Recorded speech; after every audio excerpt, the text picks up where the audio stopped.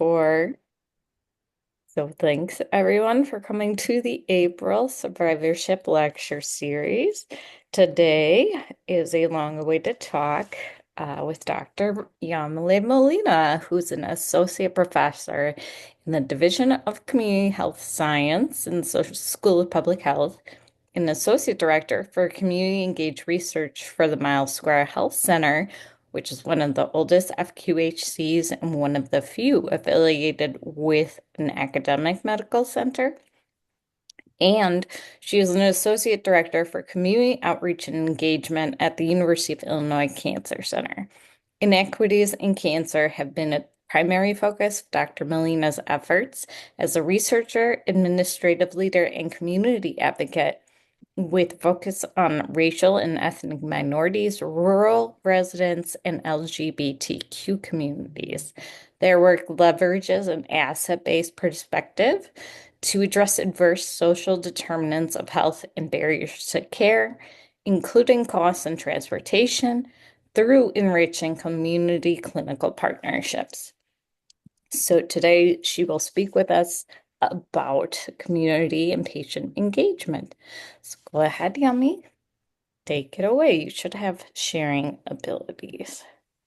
Bueno, buenos días todo el mundo. De nuevo me llamo Yamile Molina. Yami también. I will also extend that if anyone ever has any support needs or requests to do any materials or have resources in Spanish, I'm happy to provide some supports in that space.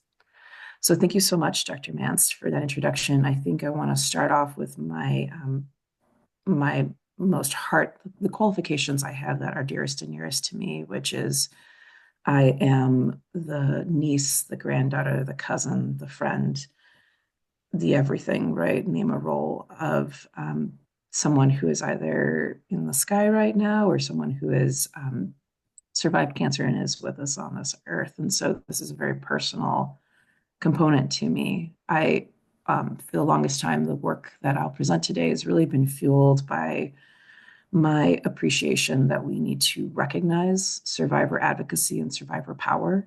And I know that I'm among friends and colleagues who have been working to advance that effort as much as is possible. So I like to say, from my family, my aunt was diagnosed with breast cancer at the age of 35 and was not diagnosed because she thought there was a problem. She went in to provide supports and get a baseline mammogram, and she was the one who had it.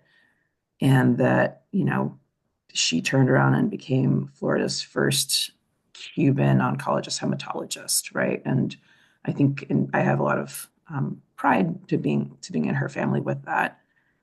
I also want to dedicate, and I'm sorry because I'm going to be a little bit emotional for a minute, so I'll appreciate everyone's grace on this, but I want to dedicate today's presentation to a dear friend of mine who transitioned and whose life we celebrated in January. Her name is Miss Bridget Hempstead.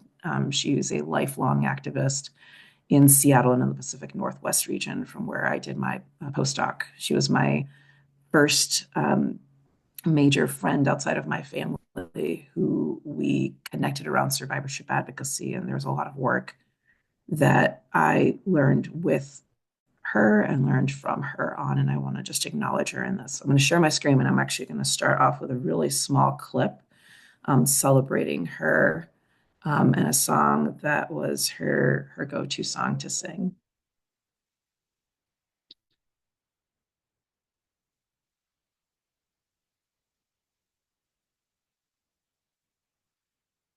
Yeah, you can't hear the singing. It might have to be reshared with sound.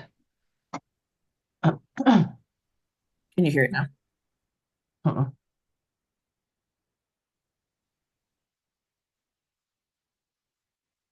Well, I'm sorry you guys can't hear it, but I'm going to put it in the chat. So I will go ahead and share my actual slides then. Can everyone hear me? Yeah, and Yami, if you reshare on the right, there's a button that says share sound. So if you unshare and then go to the share options, because I'd love to hear that. It looks pretty powerful. Do you see on the right? Got it. Yep. Yeah. Okay. Thank you, Pam. Thanks, Pam. We can hear it. Don't you know you're a shining star? No matter who they say you are, you've been changed by the blade of the knife. Your body didn't treat you right. That's okay. You can live again. You have the chance to live again.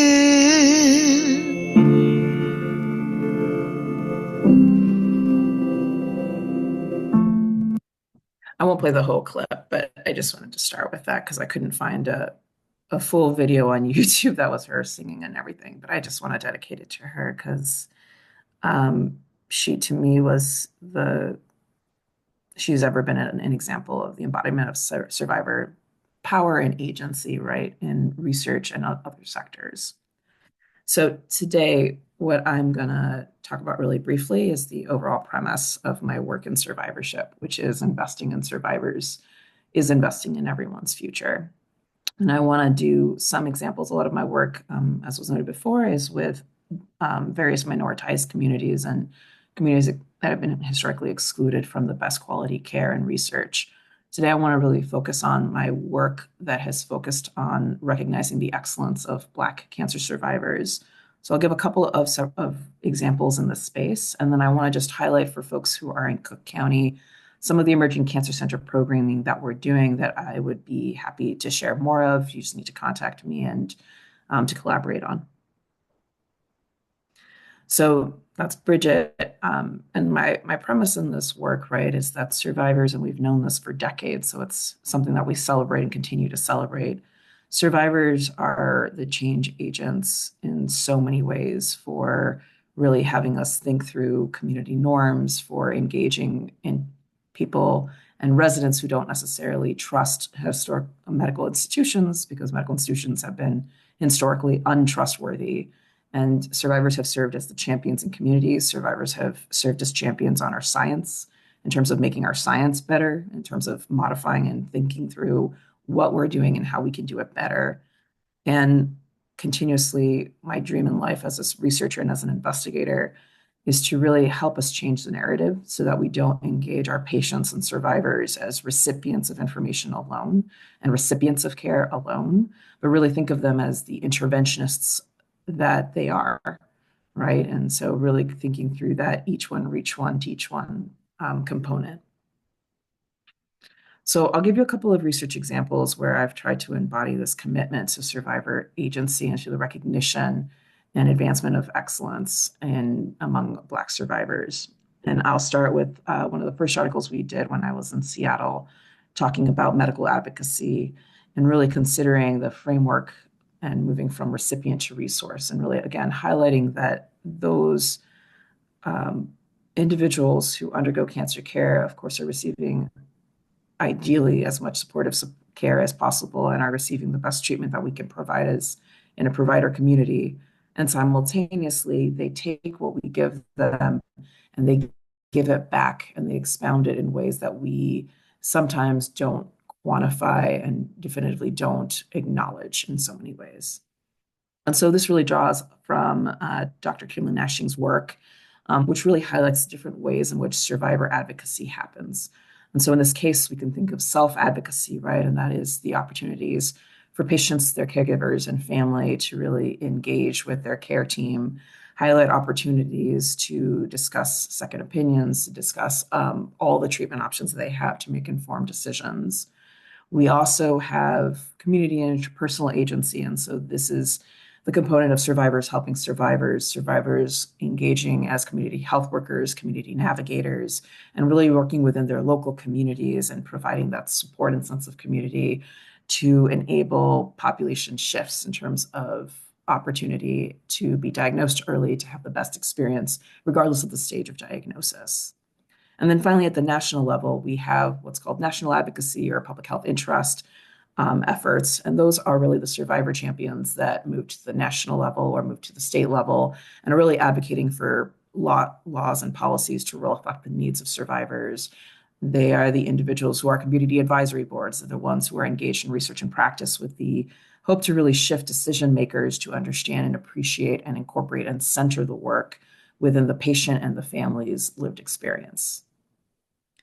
And so when we first started this work out, we did a paper where it was about 20 breast cancer survivors. And we were really asking them to tell us a little bit of what were the kinds of supports they received while undergoing diagnosis and treatment. And then what were opportunities that they took to become the supportive environment for other women. And so the way to read this table up here is to really highlight how essentially individuals who received high quality of supports from their family, from healthcare professionals, were then able to take that information and become supportive environment. And they did it with other women who had breast cancer, but they also did it with folks without breast cancer. So, for example, really highlighting and providing emotional supports, providing informational support, which they took not only in terms of going through treatment for other individuals who were newly diagnosed with breast cancer, but also, of course, highlighting it and championing it to folks who don't have breast cancer in terms of going and getting mammograms. And this is work that, again, many of us have done for decades. I want to acknowledge this is one of many papers that highlights the power of survivors, right? And for me, really just demonstrates here is how the recipient of quality supports then becomes the most critical resource for the next person, right, or the next community members.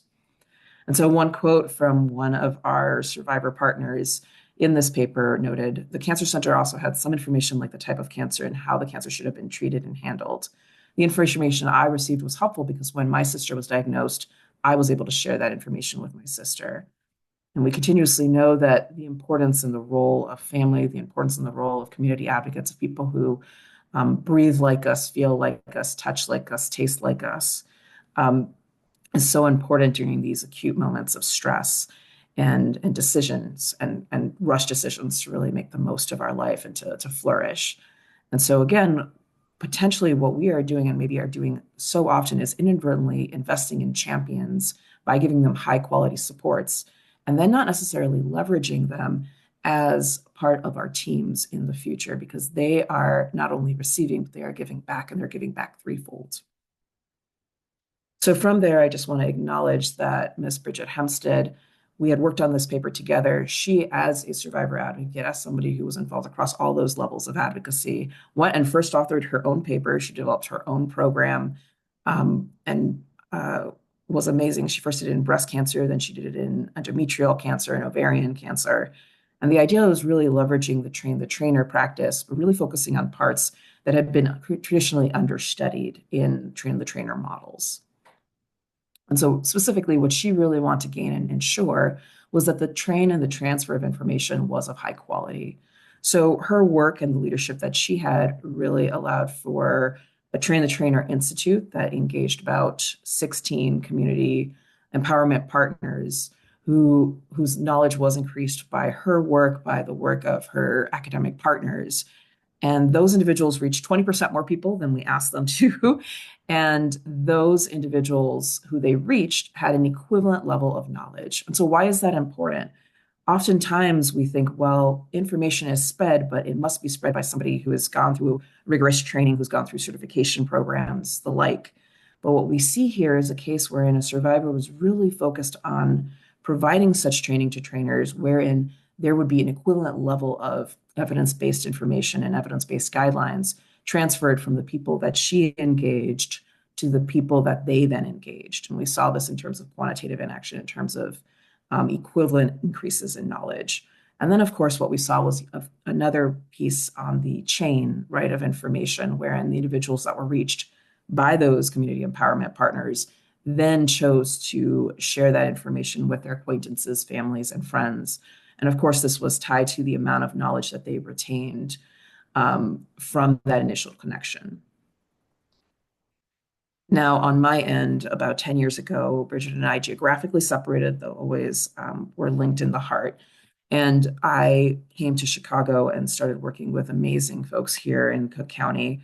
And one of those opportunities that I had was engaging in an R21, which we called Oasis, which was offering African American survivors increased support.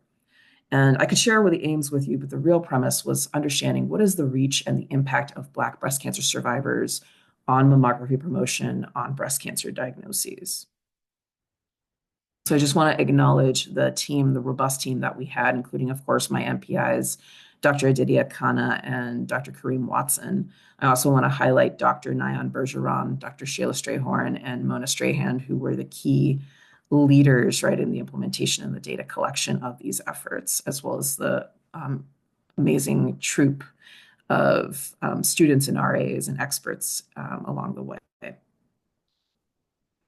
So part one of what we wanted to do with Oasis was quantify, are individuals sharing information with their family and friends, and are those family and friends getting mammograms specifically? And so what we did was engage breast cancer survivors who had been diagnosed through a randomized control trial through a P50 that had happened about a decade before with Dr. Beth Calhoun. And the idea was essentially to engage individuals who had been navigated as well as individuals who had not been navigated to also understand what is the impact of those additional supports, right? And so we had 50 individuals who were navigated, 50 who were not navigated. We recruited them to do 60-minute interviews, and then we asked them to give us information and to link us with screening eligible family and friends. Now, note here, we didn't ask them to to share with us people who they had talked to, but just individuals who would be eligible for breast cancer screening. And so a big thing I want to note here is that this R21 was really to understand what are Black breast cancer survivors doing without any intervention, without a train the trainer model. So they were not instructed to promote breast health throughout their treatment. They were not told to do anything except receive care. They were treated with traditional navigation metrics, or they were given the standard care at that time without a navigator. And so this is really important to note because what I really want to highlight is how investing in survivors and their care can actually have a community impact that should be measured. So here, of course, are some demographics in terms of the study samples. I won't go into it in too much degree other to say that navigated and non-navigated individuals had comparable age, education, and the like, with the one difference being years since diagnosis. So what I want to highlight here is that really quickly, as you can potentially see, individuals who got that extra support in terms of patient navigation throughout their breast cancer treatment, from screening all the way through treatment, those individuals were more likely to promote mammography to their family and friends than individuals who were not navigated. What I want to also say, though, is that 66% of people who got no additional supports shared information about breast health and specifically mammography with their family and friends. So highlighting here, survivors take our information and they share it. And we know this qualitatively, but there is a quantitative way to measure and evaluate this.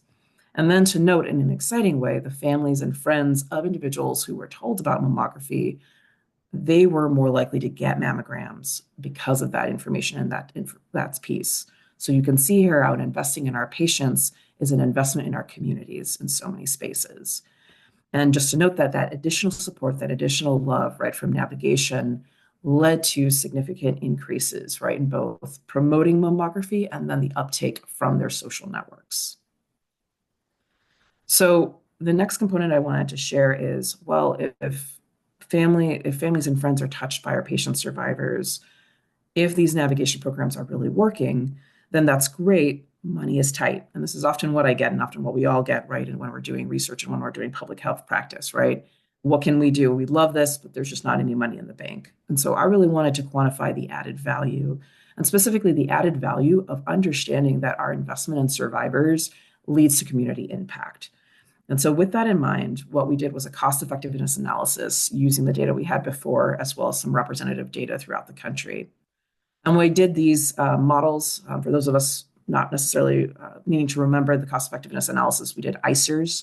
And that essentially is, what is the cost, right, of having navigation versus not having navigation, and then dividing those costs by the effectiveness of navigation versus not navigation. And so what we did and considered in terms of effectiveness is, how can navigation lead to more mammograms? But we considered something slightly differently than what usually is done. In one aspect, we treated, okay, what is the cost effectiveness or the benefits, if you will, of navigation in terms of getting people who were enrolled, people who touched our study team, to get them mammograms. And in the alternative, which the control is the standard version of cost evaluation, if you will, in the alternative, what we did was say, okay, what are the costs of navigation in terms of the effectiveness of navigation to reach not only the participant, the survivors, but also their family and their friends. So here, I just want to note the costs that we considered were the standard costs of care in terms of direct medical costs for people who were not navigated. And for navigated, it was program materials, program staff, overhead, and direct medical costs. And then similarly, we did the same thing with networks. So there's no difference in the costs there. The main difference is really in the effectiveness.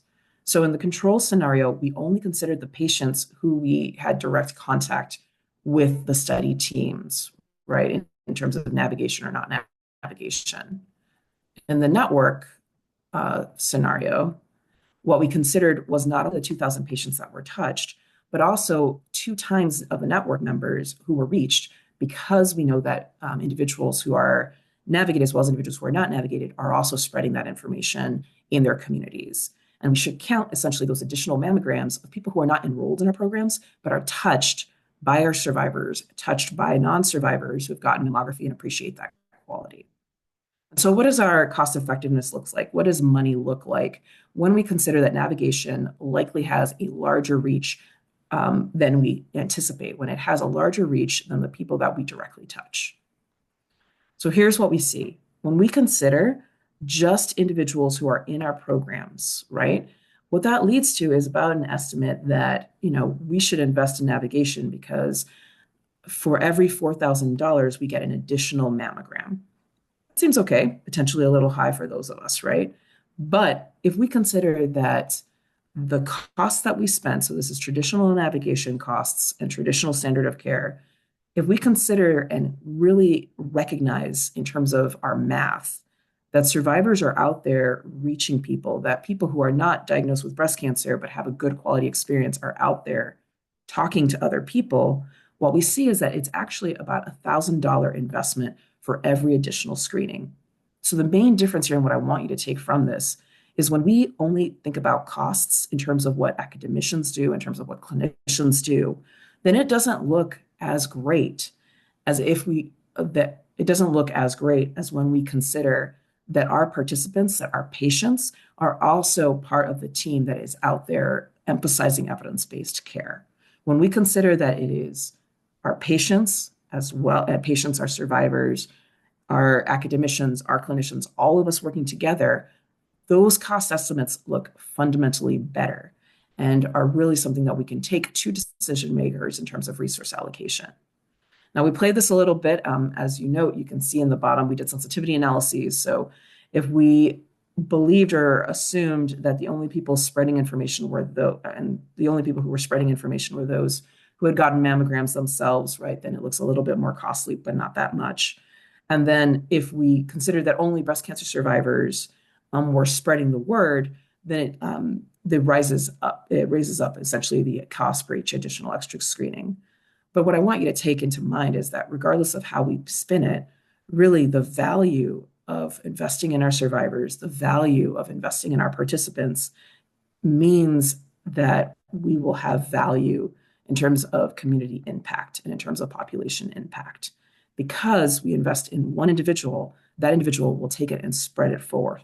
And we have to invest and think about how we give care. We have to think about our interventions with that in mind, that people are naturally, without being told to spread the word, spreading the word. And we have to consider this as we engage them as partners, not only as recipients.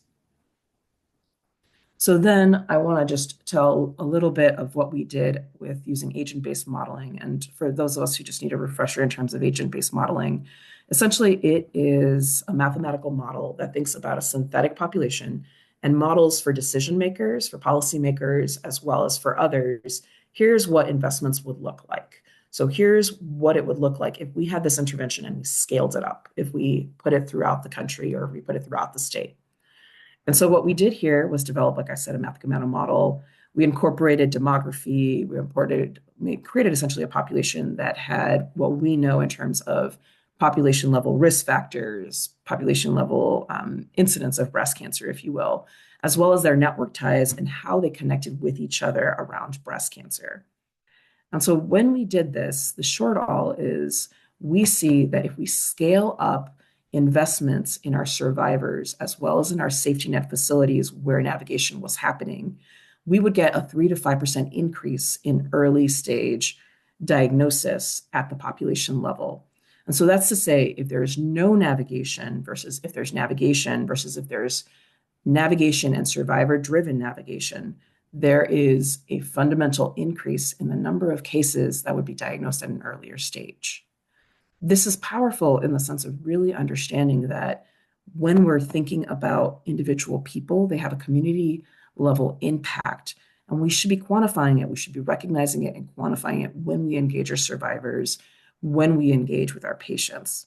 And I want to just note that the safety net component of here is because a lot of the original work that we did in navigation were in safety net systems. Here in Chicago and in Cook County, it was Advocate Trinity, right, which is now part of Advocate Aurora Health. It was Roseland and it was Holy Cross Hospital. And those were where we were implementing the navigation pieces. Now, what I want to also highlight here is, so that's comparing in a world with no navigation versus a world with navigation versus a world with navigation and survivor-driven advocacy. There's a difference.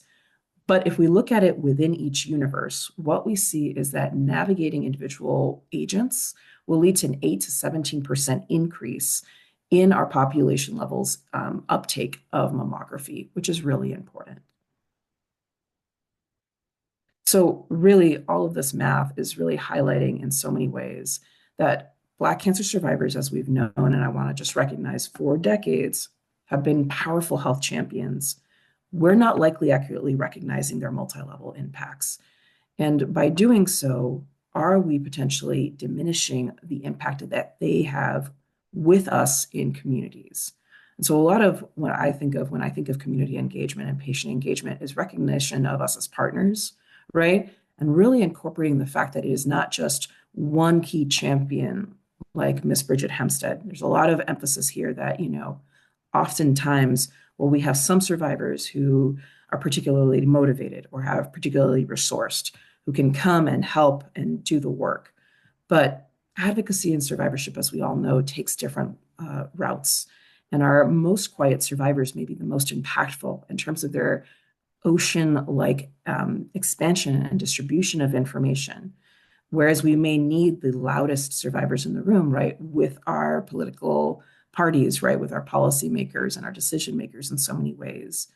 And if we engage with each survivor with that space, that leadership looks different for every one of us, and that there are opportunities and they are likely to take something and give it forward, we may be having more fundamental shifts than previously expected. And just to say that all of this, like I wanted to say before, all of this happened without them being told that we needed their help. They already knew that. So what I'm really emphasizing here is that when we think about our survivors, part of respectful care is respectful recognition of their autonomy, right, and their spaces, with the acknowledgement, right, that going through cancer is a very painful disease, with the acknowledgement that some individuals, based off of when they're diagnosed, based off of their treatment plan, they may not be able to do a lot of advocacy effort, right?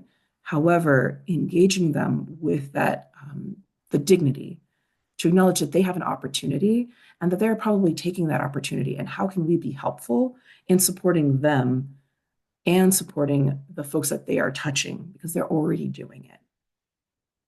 So like I said before, there are multiple paths in survivor advocacy. A lot of the engagement opportunities we've been doing within the Community Engagement and Health Equity Office at the University of Illinois Cancer Center is really nourishing both self-advocacy, so engaging individuals around how to nourish and flourish and invest in their agency to connect with their care teams, really providing opportunities for them to share their stories, to give testimonials, to become part of the solutions that we've developed, as well as to support the ones that they've developed, right? The nonprofits, of which Chicago, as many places in the United States, has benefited from survivor-driven organizations.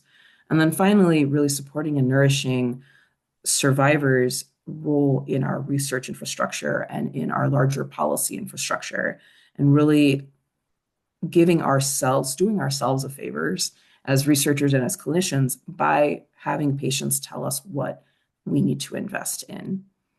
And so I'm going to stop, and I would love to have a conversation afterward, but I want to do a couple of pitches here in terms of specific concrete things that I'd be happy to share, happy to partner with anyone on. So number one, with Dr. Ganshaw, we are doing our yearly celebration, right, in terms of surviving and thriving. And something we started last year that I really hope we continue to invest in is celebrating survivorship and having informal ways to connect and build a sense of community, as well as offering opportunities for those who are not currently involved in advocacy to become involved in advocacy.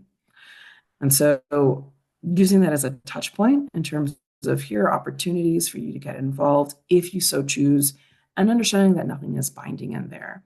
And so if you're interested in this, it's going to be 10 to 12 p.m. on June 21st in 2025. We also have opportunities to lead by example in sharing evidence-based information. And so what that means is we have some trainings that are coming up.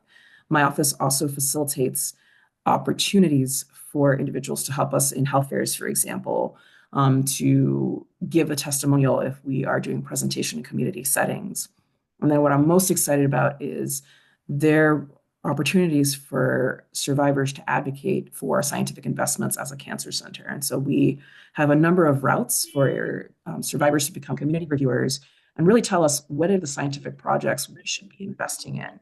And so they get equal play as our academic reviewers in really evaluating whether the science makes sense or doesn't make sense and whether it aligns with community impact.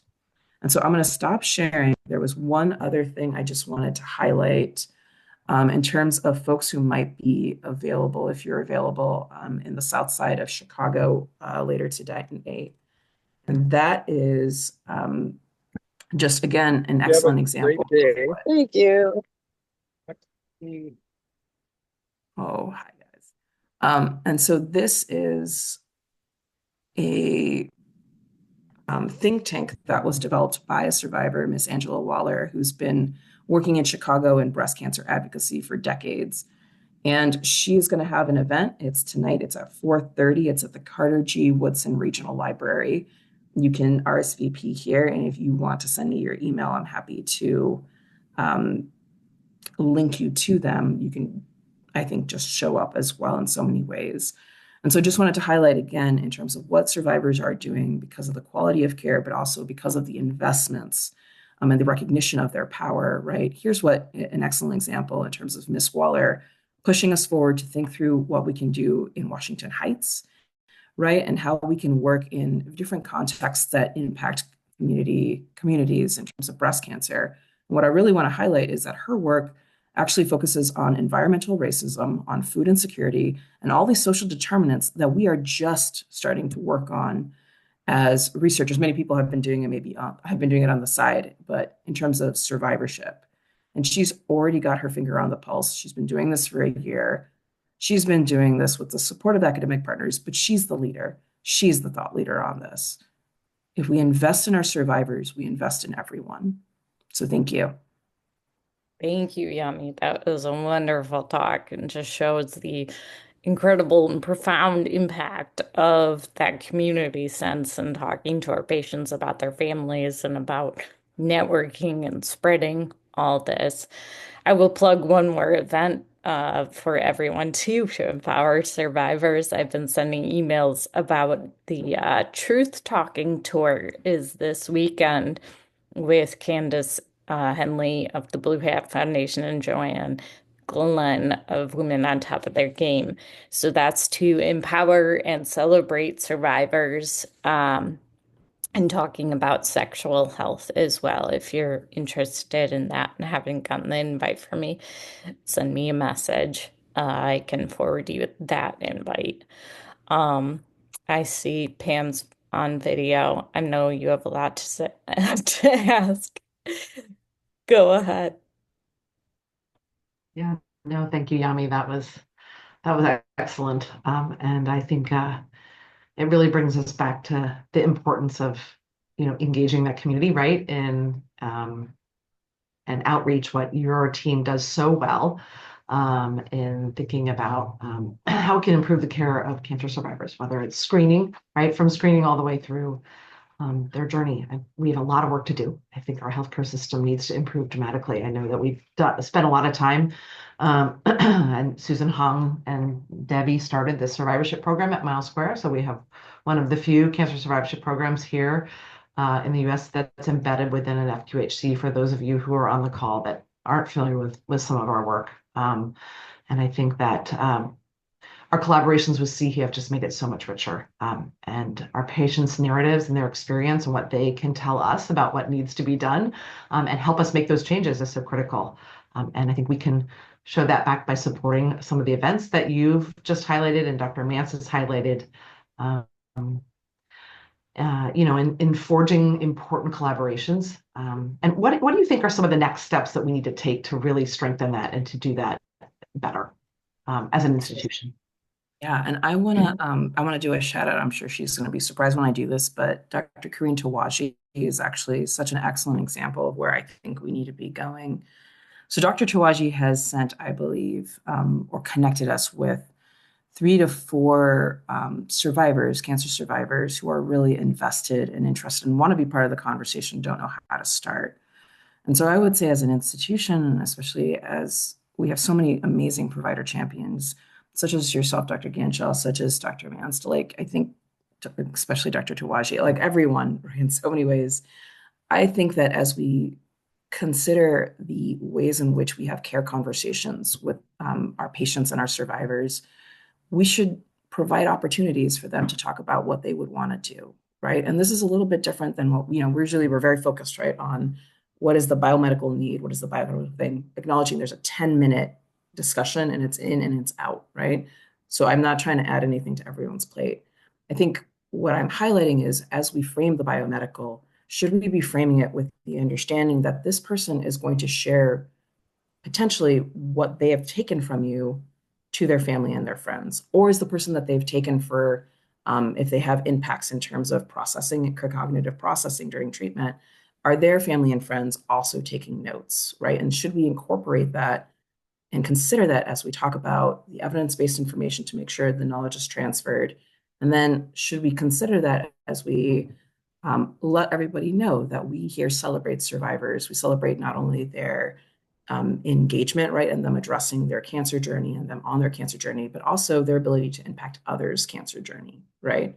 It's not pushing people to say, now you've gone through chemo for your fourth cycle of chemo, go out into the health fair and go and hang out. But it's providing an opportunity, it's providing space in how we talk, so that we don't only assume that they are self-centered, because so many of our survivors and patients, their direct impact with cancer makes them want to potentially, as much as they can, share that information and make it better for the next person. So how can we change the conversation of how we talk about biomedical needs to acknowledge that and really allow them to brainstorm around what is the way in which they can be part of our larger institutional's effort in outreach and engagement. Great. And can you talk a little bit, for those that might not be as familiar with CHE and the efforts of CHE, how an organization like CHE can really help foster that? Absolutely. Yes. And I would say, for anyone who's interested in connecting with us, we'll be happy to talk through our Community Engagement and Health Equity Office, which is CHE, if you will, is an office that is the institution's commitment to fostering connections between community and our healthcare system in terms of UI Health, as well as Mile Square. And it's really focused on thinking through opportunities to elevate our survivors, elevate our community-based organizations, some led and established by survivors, such as the Blue Hat Foundation, right? And really provide opportunities for broad promotion of health information, right, in which we can get survivors. We can work with them in terms of health fairs, things such as the Truth Talking Tour, which is amazing. So double plug on that in terms of really opportunities for community members and partners to share information with us, right? So my office really highlights, how can we have partnerships? How can we have our clinical experts connect with our community experts and share information that is evidence-based to the widest breadth of folks, right? The other thing I want to highlight is we also invest in our community members to tell us what we need to change in terms of clinical care as well as research, more with an emphasis in research in the pieces. So We, for example, at the University of Illinois Cancer Center have community reviewers. We also have a survivor advocate throughout our process in terms of clinical trials, which is part, of course, of why we have 80% of our clinical trial participants being racial ethnic minorities, right? Part of that is because we have the survivor voice that aligns with our hospitals' populations, if you will. And so, really, my office works in that space in terms of providing those opportunities and those linkages to have a say in terms of what are the clinical trials that we are investing in, right? Not asking people to recruit for us, asking us to think through what should we be doing before we ask for recruitment? What should we be doing? And I'm really proud that our institution has invested in having that buy-in very early on.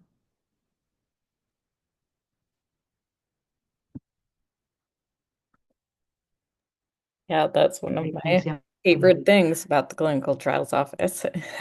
So it's a really impressive difference between us and a lot of academic medical centers in, you know, urban privileged areas, to engage that population. So does anyone else have anything else? Dr. Tawaji, did you have anything to say?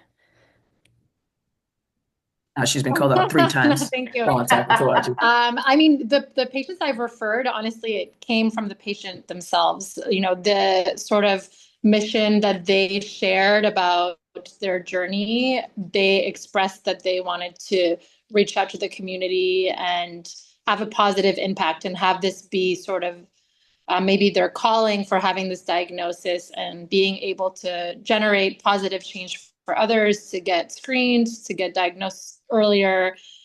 So the inspiration from the patients I've referred really comes from the patients themselves. And I think we certainly, as providers, could do a better job at probably even identifying more patients that would be willing and engaged to do such activities, because we have a lot of such a strong community of patients that probably, want to have an impact on their communities, to avoid some of either the early diagnosis that they had or delayed diagnosis, depending on the situation.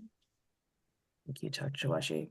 I want to also say, other examples, Dr. VK Gadi and Dr. Owanade, just recently identified some patients from UI, from their clinics, who would be interested in doing a national working group on developing a toolkit for metastatic breast cancer that's led by the Patient Advocate Foundation, right? And so I would highlight and appreciate provider champions are critical. And to your point, Dr. Waji, patients will come and say, where can I get involved? If you as a provider are like, who do I refer them to? Refer them to me, potentially, if you feel comfortable. Again, Yamile Molina, my email's in the chat. I can do it a third time on there. I'm happy to connect them and provide them with the structure that we have.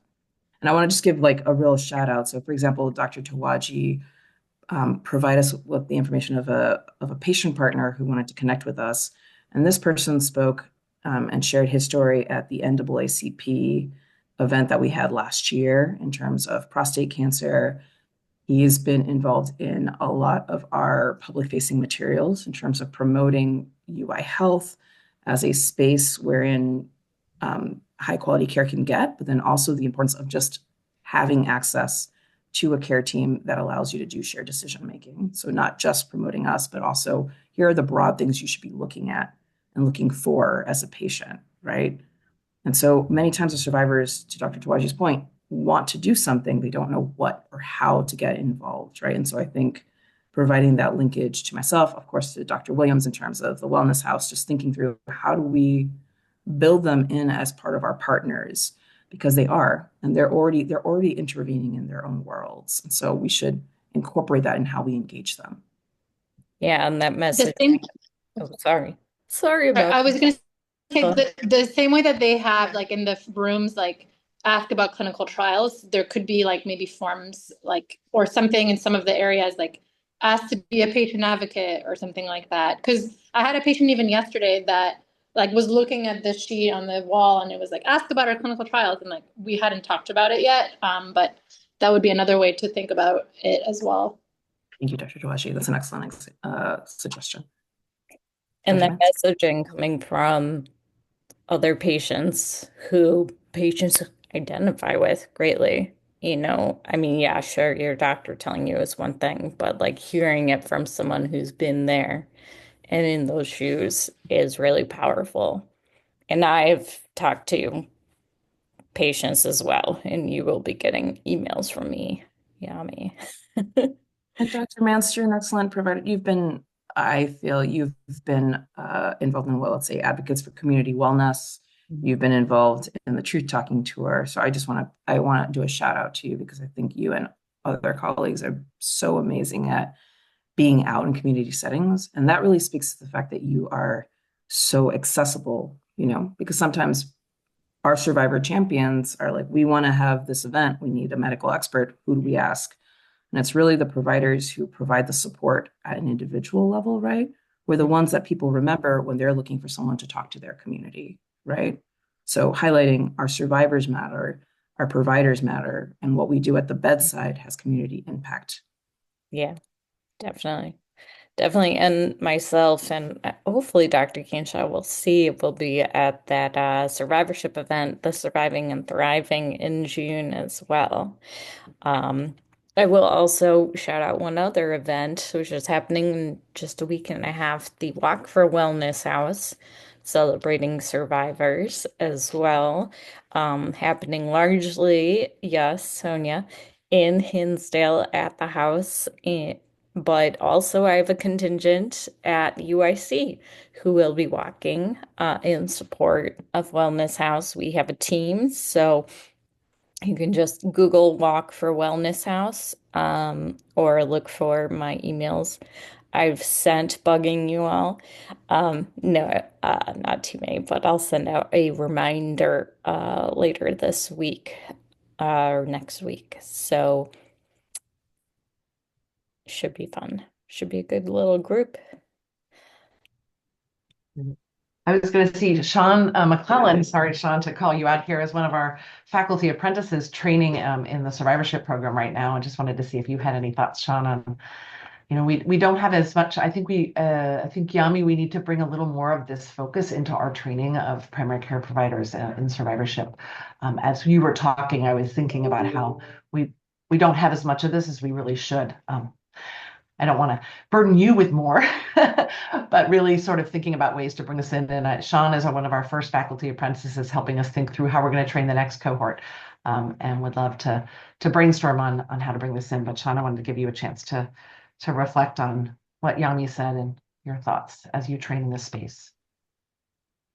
Yeah, no, I think being like deliberate about sort of like connecting this sort of like community outreach and like empowerment work with the training program is a great idea. I think I mean Luis and I, who are the trainees this year, are both at the Pilsen Clinic, and I think we're both pretty passionate about community outreach. We go to like health fairs representing the Pilsen Clinic a lot. We work with like the community outreach office from UI Health a lot. So I think there's definitely like great opportunities as we develop there in clinic to sort of like focus on building partnerships with community members. So I think that's a really exciting opportunity. And Yami, one of the things that we're trying to think about as our faculty apprentices, move back into their own clinics and start their survivorship care there is how we train some of the other ancillary staff there to help make some of the connections that our team is making, right? Especially to the community orgs. And, I've always said I want to kind of like it used to be called Purple Binder, which is a whole set of resources that address SDOH, but it's almost like we need sort of a working live document of all these community orgs that we can help connect patients to that have, community organizations often they're restrictive in terms of like what types of cancers, they provide resources for, and it can just be very overwhelming, both for providers, but also for some of the ancillary staff. And just would love thoughts on like what CHE might be doing to help organize that in a way that we could help disseminate into some of the primary care clinics where we're going to try to expand survivorship services. Yeah, I think one example of what we're trying to do is beyond a purple binder, which I appreciate. I'm glad. I was talking about purple binders just last week, and everyone was like, I don't know what you're talking about. And I'm like, this was key for so long. I think what we are trying to do right now is a meaningful touch and networking piece. So I also want to highlight that May 3rd, we're going to have a partnership social where we've invited a number of our community organizations to meet with Dr. Kitayevsky as well as with the senior leadership. This would be a potentially great opportunity for just having warm touches and warm connections in so many spaces. So I will try to find it and send it forward in the piece. But I would say, in short, our office is really thoughtful of how do we have real conversations versus a flyer, right? Because I think that's the beauty of Purple Binder is everything is in there, and the stress, right?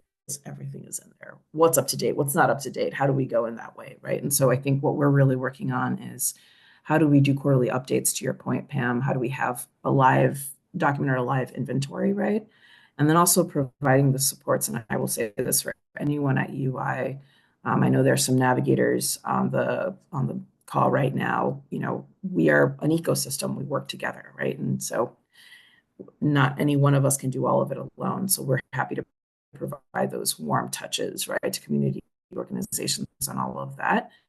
I know sometimes it's easier to go and Google on a website versus find it, but I would highlight that by reaching out to us, we will have the most up-to-date information, and we can provide you with the supports for the specific type of need that you might have, be it the type of cancer, the age group, the all of the pieces that are needed. So reaching out to us is just something to consider. We're Yeah, here. We're there's happy to such a great partner. resource. Thank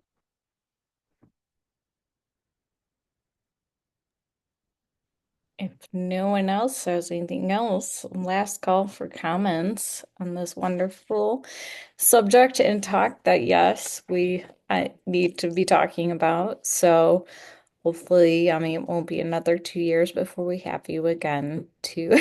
Thanks for your patience. I'm sorry, Dr. Vance. No, no, I'm so glad we finally were able to have you speak because it was much anticipated and worth the wait. So.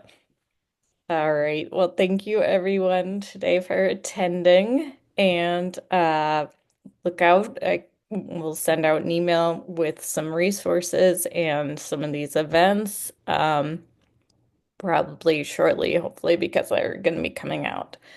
Thanks all for coming. Have a wonderful rest of your week. Take care. Thanks.